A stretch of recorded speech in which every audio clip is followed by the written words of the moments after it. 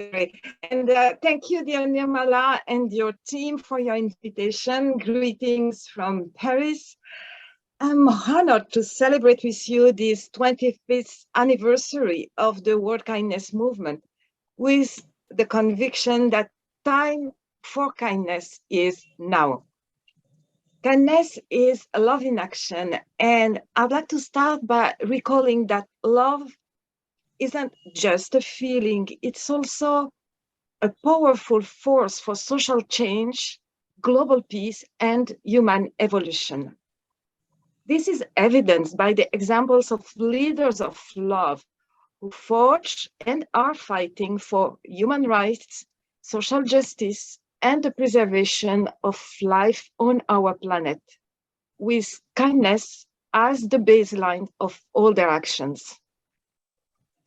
Love and kindness are our very nature.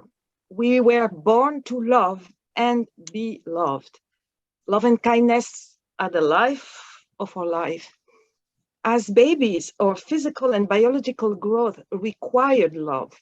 The early development of our brain cortex has been wholly dependent upon the affection we receive during our first 24 months. Oxytocin, the love hormone, contributed to the growth of our body cell. When there is insufficient love hormone, which an infant gets from care and attention, the number of cells in the heart muscle are significantly reduced. This means that a heart can grow only in the presence of another loving heart. Having been nurtured by love as much as by our mother's milk, we are biologically, emotionally, and cognitively trained to give love in return and act with kindness. According to scientists, empathy and compassion emerge early and universally in our development. Yet, empathy isn't immune to cognitive biases. We are more likely to empathize with others who are like us. And in areas with extreme conflict, people don't lack empathy. They have very high empathy for their own group, but no empathy at all for the opposing group. So we see empathy may be plagued by negative emotions, such as competition, hatred, and jealousy, born from the we versus they mentality. We consist of the group with whom we identify. They refers to others considered despicable because of their different religion, country, ethnicity, social status, or worldviews. And to correct such a self-centered and self-limiting mindset, we need to deconstruct historical and collective identities to reach the core of our being. For that purpose, I created, as you mentioned, Nirmala, the Be the Love Protocol, a mindful practice of conscious love that brings to light our deepest truths. The words being and truth in India have the same root, Sat, and the ultimate truth of being, or Satya, is love. In the post-truth era, it's crucial to draw on the force of truth and love, which has proved its power as a driver for a better world. Gandhiji's non-violent struggle, for instance, is based on Satyagraha, translated by Martin Luther King as the strength to love. The seed of Satyagraha was sown by Mahatma Gandhi and has led to an independent India.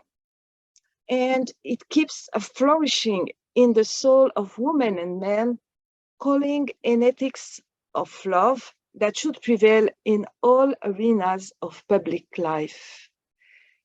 Satyagraha is based on ahimsa, or non-violence, which can be understood positively as loving kindness. And Gandhiji used to declare that the supreme law is the law of both love and truth. In his introduction to the book Hind Swaraj in 1921, he highlighted love as an active driver in all aspects of social life. And 1 century later, adopting love in politics has failed. We see partisanship, polarization, and hatred prevailing. So the normative of love is banned from public discourse and restricted to the privacy of homes and hearts.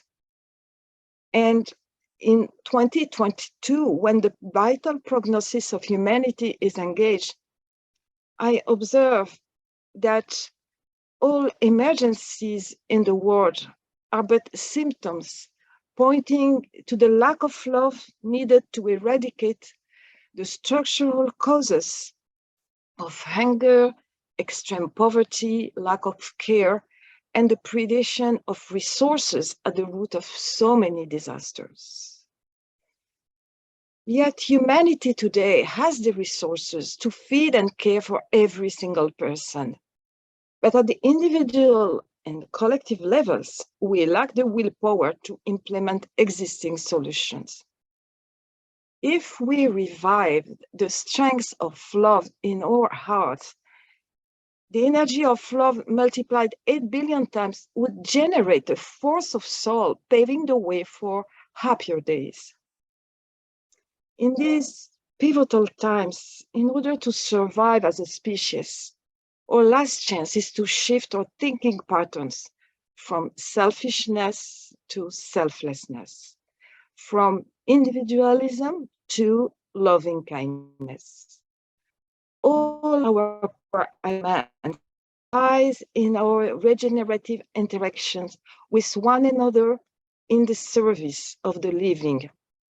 And this power of interacting and creating bond has a name. It's love. Human DNA is 98% identical to chimpanzee DNA. According to neuroscientists, the 2% difference is about the human brain's capacity to relate to others. More than learning how to use tools or moving in the forest and the grasslands, anthropologists have found evidence that it was caring for one another with kindness that drove human cognitive developments. And the new cognitive step in the 3 billion years of life evolution that we need to take urgently now should come, according to me, from developing loving bonds as brothers and sisters in the great family of the living. But I was wondering what Mahatma Gandhi meant when he said, "Be the change you want to see in the world." So I was wondering, what is the change the Mahatma is calling for? And it dawned upon me that the radical change he was advocating is love.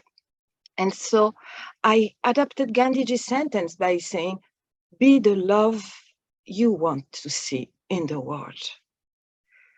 For if love prevailed, present problems could be solved at all scales, from individual well-being to an economy of care and to a wise stewardship of Mother Earth.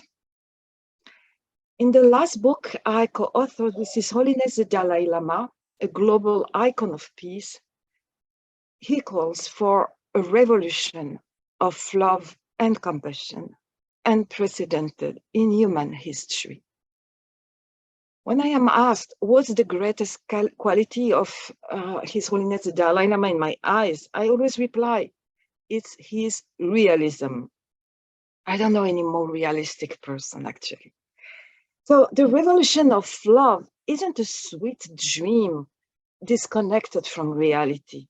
It's a pragmatic approach to tackle the present do or die situation. And this revolution of love is already on its way in the hearts of millions like you worldwide who are restoring the land, regenerating the ecosystems, planting trees, promoting eco-friendly initiatives, creating vast networks of volunteers, such as the World Kindness Movement. So I see the revolution of love happening here and now with this online 25th anniversary celebration of the World Kindness Movement that brings together brothers and sisters across the globe. Therefore, I'm happy and honored and humbled to join the World Kindness Movement, as it's my life commitment to contribute to the rise of a new loving humanity on a new loving earth. Thank you all for your kind attention and a happy 25th anniversary to World Kindness Movement. Thank you.